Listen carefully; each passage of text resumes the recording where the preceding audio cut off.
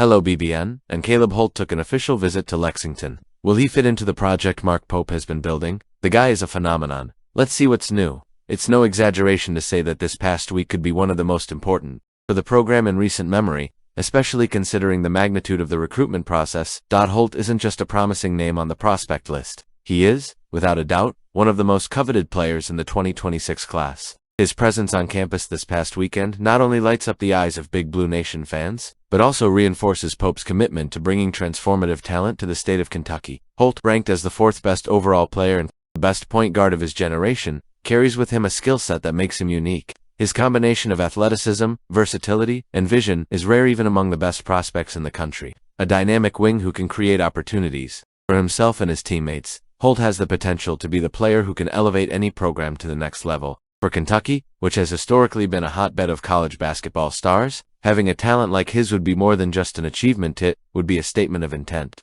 that the program is ready to return to the top of the national stage. The fact that Holt chose to visit Kentucky amid so many other available options speaks volumes about the work Mark Pope and his staff have been doing behind the scenes. Since Pope arrived, he has faced the challenge of rebuilding the identity of a program that, despite its legacy, was in a period of transition. He knew that to regain BBN's signature luster, it would be necessary not only to attract talent, but also to create an environment where they could thrive. Holt's visit is a clear sign that this effort is beginning to bear fruit. The player not only expressed interest in visiting the campus, but he will also have the opportunity to experience the infectious energy of a UK football weekend, an experience few programs can offer with such intensity. Furthermore, this visit comes at a crucial time for Kentucky basketball. In recent years, the program has seen some of its traditional rivals strengthen, while others have emerged as dominant forces on the national stage. To compete in this new landscape, it will be necessary not only to attract elite players, but also to ensure they align with the program's culture and values. This is where the importance of a figure like Mark Pope comes in, whose charisma and strategic vision have been instrumental in reconnecting the team with the roots that have always defined it: passion, hard work, and excellence. By bringing Caleb Holt to Lexington, Pope is sending a clear message. Kentucky is back at the top table. It's not just about recruiting a Heek caliber player, but also about demonstrating that the program still has the power to attract the best talent in the country. If Holt decides to commit to the Wildcats, it will not only strengthen the roster for the coming years, but also serve as a catalyst for attracting other high-level prospects. Following Holt's example, we hope for others like him. In the meantime, BBN eagerly awaits the next chapters in this story. The passion of Kentucky fans is legendary, and the possibility of seeing a player like Caleb Holt in the blue and white is already generating a wave of excitement on social media and message boards. Could he come? Is this a big rumor? You can comment at the end. Kentucky football's start to the season is a true reflection of what it means to compete in the SEC. Tight margins, constant adjustments, and the demand for resilience on every snap. With a 1-1 record after the opening win against Toledo and the bitter loss to Ole Miss, ranked 20th in the national rankings, Mark Stoops' team clearly possesses competitive tools, but also challenges to overcome to find consistency on offense. On defense, there are encouraging signs. At key moments, the defensive unit showed enough intensity to wage high-level battles against more structured offenses. A point worth highlighting considering the SEC's importance. There is solidity, discipline, and above all, the notion that this group can hold its own even against more skilled opponents.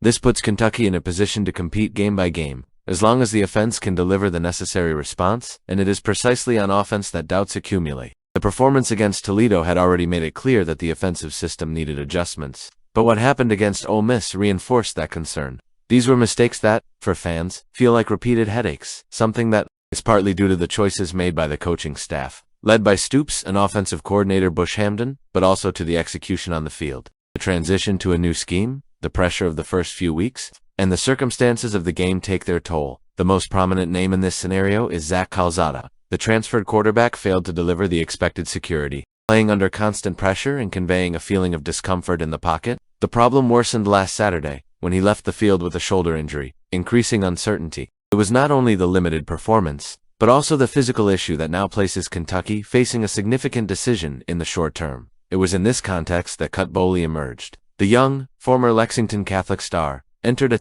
moment of extreme pressure, cold, and with the clock running against him. Even without impressive numbers, only 1 of 3 attempts completed, but for 38 yards he showed something that can't be measured by statistics alone: confidence in the pocket, calmness in the face of Ole Miss's pressure, and a willingness to take risks. Small signs, but enough to fuel curiosity about what he could do with more snaps and adequate preparation as a starter. Now, Saturday's match against Eastern Michigan, at Kroger Field, takes on decisive significance for the coaching staff. The uncertainty surrounding Calzada and his fitness could pave the way for Boley to be tested in a more controlled situation.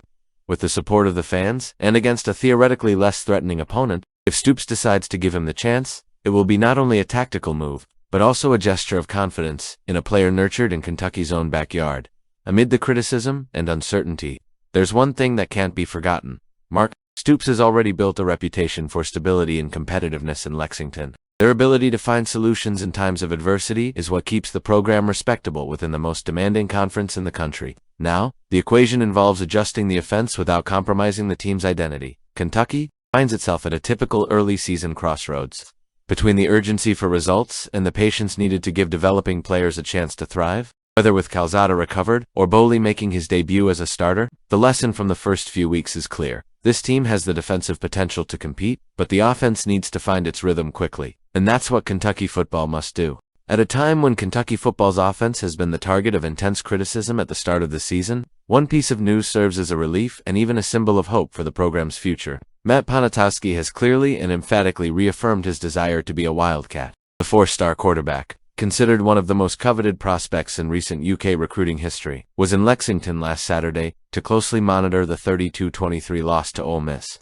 And even in the face of a less-than-ideal scenario, he further strengthened his commitment. The disappointing result at Kroger Field could, in theory, raise doubts in any prospect. After all, the narrative in recent weeks has revolved around offensive inconsistency and the urgency to find stability at quarterback. But Ponitaskki not only ignored this noise but also reinforced his conviction. In an interview after leading Archbishop Moeller to a victory over Louisville Trinity on Friday, the young quarterback made it clear, "I'm 100% committed to them, and they have nothing to worry about because I took my time with my commitment, and I'm committed." The direct and firm statement serves as a response to anyone who might have imagined that the turbulent start to the 2025 season could shake the relationship between player and program. On the contrary, Ponitaskki's stance demonstrates a rare trait: long-term vision. Choosing Kentucky over offers from giants like Alabama, Oregon, and Arkansas wasn't a rash decision. It was the result of a careful process in which the Cincinnati prospect saw Mark Stoops' project as a solid path not only to develop his career in football, but also in baseball, a sport in which he is also considered an elite talent. The impact of this confirmation is twofold. On the one hand, it reinforces the credibility of Stoops and the coaching staff's work in recruiting, even amid criticism about his offensive performance. On the other hand, it offers fans a boost of confidence. The future of the game's most important position is assured by an athlete who could easily have taken another path, while the present balances between Cutter Boley's adaptation and concerns over Zach Calzada's injury, the horizon shows something more encouraging. Ponitaskki represents not only the promise of talent, but also the idea of stability, so necessary for Kentucky to finally break the cycle of temporary quarterbacks and build a lasting offensive identity. In Lexington, the coming weeks will still be filled with adjustments and expectations, but the news of Ponitaskki's reaffirmation serves almost as an antidote to uncertainty. The offense may stumble today, but the future has a name, a surname, and, above all, conviction. Matt Ponitaskki will be a Wildcat. Share your opinion.